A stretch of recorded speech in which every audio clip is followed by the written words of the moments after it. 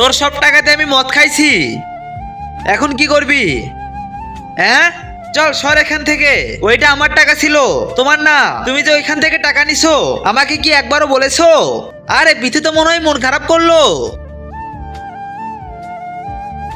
আরে টাকা কে ফেললো? আমি তো তোমার সাথে মজা করছিলাম, আমি কোনো নেশা পানি করি না, আর তুমিও এটা বিশ্বাস করে নিছো। যাও টাকা রেখে আসো। আরে শুধু শুধু আমি সুরাজকে সন্দেহ করলাম।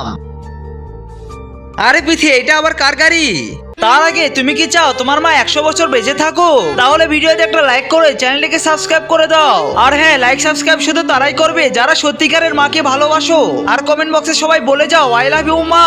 এই নাও বাইকের চাবি, আমি তোমার জন্য এই বাইকটা কিনে এনেছি। তোমার জমানো টাকা দিয়ে নাকি? আমার মন ভালো করার জন্য। হে হে, আসো প্রীতি, এখন আমার বকে আসো। আমার সৌভাগ্য আমি তোমার মতো একটা বউ পাইছি। হে হে।